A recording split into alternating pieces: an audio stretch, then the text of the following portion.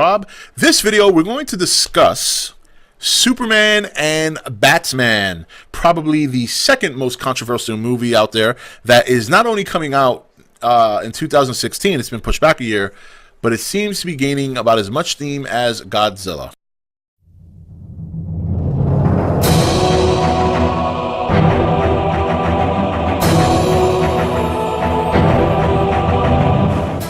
Okay guys, welcome back. So this is a topic that I really haven't touched on too much. You know, one of my earlier videos on the OTT is me talking about Ben Affleck being chosen to play Batman.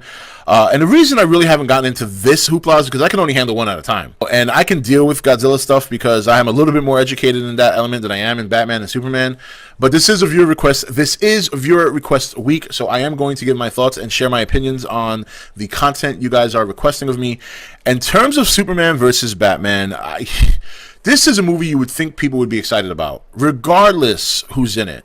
Well, let me not say regardless who's in it, but I gotta say, first of all, the guy who's playing Lex Luthor, I know his last name is Eisenberg, okay? I personally think that was a brilliant move. The guy is a good actor. He plays such a good, arrogant prick role that I think it's going to be perfect. I really do. And one of the things I heard, I remember reading this on a forum, and I think it was on IGN. In fact, it was IGN. Because that's like troll heaven. You go to IGN, there's trolls all over the place, and the most unhappy crowd in the world. I mean, those people are never, ever pleased. It's so funny to go there and read the forums. I remember some guy saying, well, I don't know, he's not big enough to play Lex. And I thought to myself, since when the hell did Lex Luthor's size play any significant role in what he does or how he outwits Batman? Superman. So that, I thought, was probably the most ridiculous comment in the world. How can his size matter? It doesn't matter. It doesn't matter if you bring in a fucking Lex Luthor that is brolic, that bench presses 450, is 6'5", 270 pounds. Whether he's that big or whether he's as small as Peter Dinklage, Superman can still kick the ever-loving shit out of him. So size is irrelevant. Now, the second thing I saw in the general whole discussion is, well, Lex is bald. So I guess guys, there's no more razors in the world. This is not possible. We can't shave his head because there's no more razors in the world. There's no more electric clippers, whatever the case may be. So we have to that's why, you know what? That's it. That's why they pushed it back to 2016. They're waiting for Eisenberg to go bald. That's it. We cracked the case, ladies and gentlemen. I mean, it's stuff like that. And I'm not trying to force my opinion on anyone. If you don't think the guy's good for the role, hey, look, that's your opinion. I respect that. But at least if someone's going to say why they don't think he'll play the role, the fact that he's not bald and the fact that he's not bigger are probably poor reasons. Now, I've seen him in the latest movie I saw him in was Now You See Me, which I will be doing a review at some point while, as I continue the 2013 movie reviews. And I thought he was great in that movie. He played an arrogant prick. I wanted to slap him. So I think he's going to be fine as Lex Luthor. Now revisiting the whole Ben Affleck Batman thing, because it looks for the most part like people have calmed down about that, but I still want to kind of touch on that because there's still some people out there who are completely butthurt. And this, to me, look, I'm not a Ben Affleck fan. I'm not an advocate. I'm not sitting here. I'm not going to say why I think he's going to be a good Batman because he's my favorite actor. To be quite frankly, I could give two shits about Ben Affleck. I haven't even, I can't even sit here and go over half the stuff he's done. But I will say this, and this is going to piss off a lot of Batman fans, but I'm going to keep it very real. It is not a hard role to play. It's not. And you want to know something? Ben Affleck shows up and he's got half the job done. You play Bruce Wayne, you got to be a debonair, well-dressed, handsome man with a lockjaw. He's got that down. Okay? He can play that. That's not very difficult to play. The other half is talking like this behind a mask. I'm Batman. We have to get the Joker. We have to get Catwoman. We have to get Penguin and shove his cane up his ass. That's it. That's it. How hard is that? And half the time, he's not going to be playing Batman because there'll be a stunt double who's going to be in a suit playing Batman. So why people are so upset about that? Batman is not an Oscar-winning role to play. It's not. Any one of you can play Batman, probably. Go audition for the next one. I bet you'll get. It's not a hard role to play. It's not an Oscar-winning role to play. This is one of the reasons why I didn't like Christian Bale as Batman. Why? I didn't like him as Batman Bruce Wayne altogether. And every time people hear me say that, they go nuts. Number one, he over-exaggerated the voice. Number two, him being an Oscar-winning actor, and now I think he's nominated for another one, he overdid it. He tried too hard. You know, Bruce Wayne does have a sense of charm to him, and the few times that Christian Bale tried to bring that charm out, failed. In my opinion, failed. The reason I like the Dark Knight trilogy and the reason I enjoy all three movies is because of the people surrounding Christian Bale. Morgan Freeman, Michael Caine, obviously Heath Ledger, even Tom Hardy. While he's not the greatest man in the world, I still like Tom Hardy overall as an actor. Gary Oldman. Those people surrounding Batman in that trilogy, in my opinion, were just as much a reason why that trilogy was successful as Christian Bale. And to be honest, let's be real. Let's be honest here, okay? Let's not bullshit each other. Heath Ledger made that trilogy, okay? Nobody in their fucking world went to go see Batman Begins. I think it made, what, 220 million? And it's not that it was, I'm not saying it wasn't successful. It was successful, but look at the significant difference in the amount of money the first movie made from the second.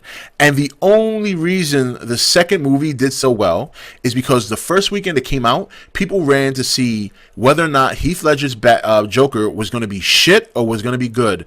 And when those people ran to that theater and they saw the performance put on by Heath Ledger, guess what? That's why the movie exploded onto the scene.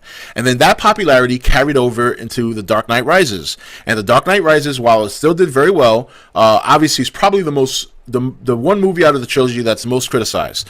So my point is, Batman is not a hard role to play. You know, and I know people are going to disagree. People are going to go nuts. That's fine. It's not a hard role to play. I know you DC lovers out there who love Batman probably don't like to hear what I'm saying about this, but I'm giving my honest opinion. It's not a hard role to play. So I think Joker is a more difficult role to play than Batman. Batman is not a hard role to play. Sorry, it's not. So I think those two terms, people need to kind of just relax. You know, you got to at least give people an opportunity to show you what they're capable of before you really prejudge them. And to be fair, while I'm not a Ben Affleck fan, he's been hot lately. He's been hot. So Warner Brothers went and struck when the iron was hot, and they took Ben Affleck. So now, in terms of the overall consensus of the movie being pushed back, on one hand, Warner Brothers is saying they're so full of shit. Warner Brothers is saying, oh, you know, we want to give the studio time to really find the vision of. And then the other story that I'm hearing, and which is a rumor, or is said to be a rumor, is that Ben Affleck broke his leg, and that's really why they're pushing it back. Either or, quite honestly, it's probably in their best interest. If I'm not mistaken, Age of Ultron comes out in 2015. DC's not, I mean, Warner Brothers is not there yet. I loved Man of Steel. I thought it was a great movie. Obviously, the Batman trilogy has been phenomenal. Green Lantern, not so much. They still have time to go and fix that. But overall, I know there's a lot of Superman, Batman fans who want this to come out perfect, and it's not.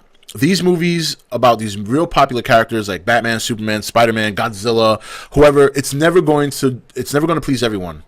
And that's why sometimes I think it's a little crazy how people get all worked up over certain things, like who's cast in a certain role. Just because you envision somebody as the perfect character doesn't mean it's going to be perfect for everybody else. I'll give you a prime example. You want to know who I always thought would be a perfect Logan? A Wolverine back in the day, like when the very first X-Men come out. You guys want to know who I thought would be a perfect Wolverine? Jack Nicholson. Jack Nicholson was my vision of Wolverine. Why? Because he was raspy.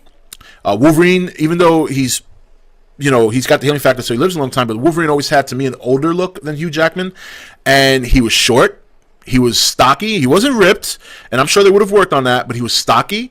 And last but not least, if you've never seen the movie Wolf, starring Jack Nicholson and James Spader, go check it out. There's a fight scene at the end between Jack Nicholson and James Spader where I swear to God, Jack Nicholson looks just like Wolverine in the comics. So that was my vision. And I'm not even upset with Hugh Jackman because, you know, that's how it is. It's not based on what you think. It's based on what the studios think would be best for the role. And I think Ben Affleck's going to do fine. I think Eisenberg is going to do fine. I think Henry Cavill is fine as Superman. And you know what? At the end of the day, I think we'll get a fine movie. And that's it. That's it. And of course, you'll have a fine movie in my standards, and there'll be people out there butthurt about it. There always are. But overall, I'm looking forward to it. I think it's going to be a great movie. It's about time DC started to put up some competition because they have, while their roster of superheroes is not as fantastic as Marvel, the small cast of characters they do have is really, really strong. And I understand that there's also been Gal Gadot and somebody was telling me I think Joaquin Phoenix is going to be in this movie, and I can't remember who he's going to play. But it seems like they're really, really starting to bring out a roster. Now, in terms of Gal Gadot playing Wonder Woman, I'm going to, again, I think she's got the height. Some people think she's not big enough or ripped enough. A lot can happen between now and 2016, so that's another thing I think people need to calm down about. Just because she may not look ripped now doesn't mean she's not going to put on a good 15 pounds of muscle between now and 2016. We just started 2014. I'm sure she's working out now. Let's give it time before we quick to judge that she's too small for the role. I used to play football before my current fat days.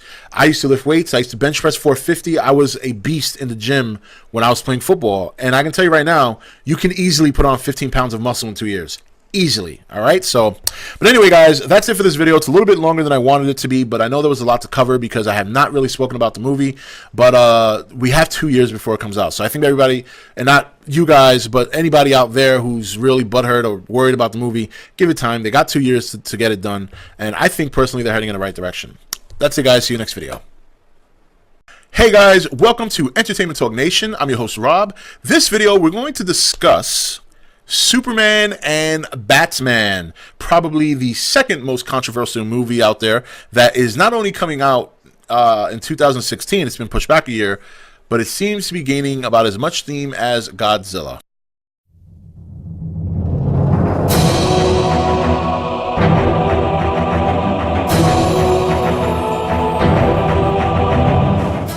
Okay guys, welcome back. So this is a topic that I really haven't touched on too much. You know, one of my earlier videos on the OTT is me talking about Ben Affleck being chosen to play Batman. And the reason I really haven't gotten into this hoopla is because I can only handle one at a time. And I can deal with Godzilla stuff because I am a little bit more educated in that element than I am in Batman and Superman. But this is a viewer request. This is viewer request week, so I am going to give my thoughts and share my opinions on the content you guys are requesting of me. In terms of Superman versus Batman, this is a movie you would think people would be excited about, regardless who's in it. Well, let me not say regardless who's in it, but I gotta say, first of all, the guy who's playing Lex Luthor, I know his last name is Eisenberg, okay? I personally think that was a brilliant move. The guy is a good actor. He plays such a good, arrogant prick role that I think it's going to be perfect. I really do. And one of the things I heard, I remember reading this on a forum, and I think it was on IGN. In fact, it was IGN. And because that's like troll heaven. You go to IGN, there's trolls all over the place, and the most unhappy crowd in the world. I mean, those people are never, ever